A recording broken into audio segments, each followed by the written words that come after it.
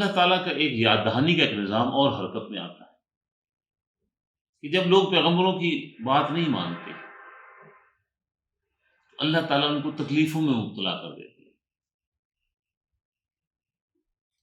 فَأَخَذْنَاهُمْ بِالْبَأْسَاءِ وَالضَّرَّاءِ،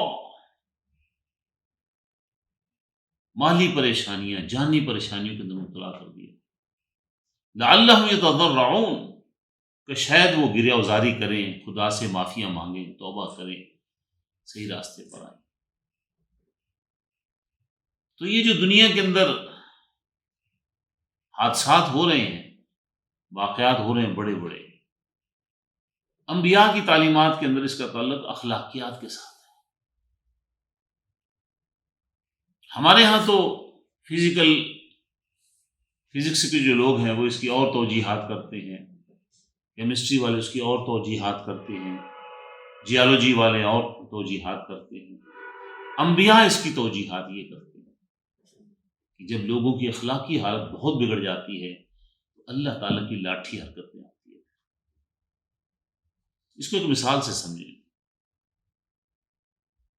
آپ کا ایک باغ ہے یا باغیچہ ہے، آپ نے ایک مالی رکھا ہے وہاں پہ،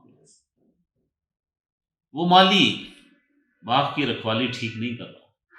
آپ ایک مہینے کے بعد جاتے ہیں، دیکھا ہر جگہ جھاڑیاں اگی ہوئی ہیں، فالتو بوٹیاں اگی ہوئی ہیں، اور درختوں کے پتے سوکھ رہے ہیں، درختوں کے اوپر جو ہے وہ عجیب قسم کی بڑھوتری ہے۔ آپ مالی کو بلا کر پوچھتے ہیں کہ یہ کیا کیا تم نے؟ خیال کیوں نہیں رکھتے باغ کا؟ سمجھا کے آپ آ جاتے ہیں تو مہینے میں پھر جاتے ہیں، پھر وہ اسی طرح ہی۔ دوسری وارننگ آپ دیتے ہیں، پھر ساتھ دھمکی دیتے ہیں کہ پھر اگر آپ نے کام نہیں کرنا میں پھر فارغ کر دوں گا آپ کو۔ تیسری بار آپ نے دیکھا وہ پھر اسی طرح تھا، تو آپ کیا کریں گے؟ مالی کو فارغ کر دیں گے، کیونکہ آپ کے باغ سے محبت ہے۔ یہ دنیا اللہ کا باغ ہے۔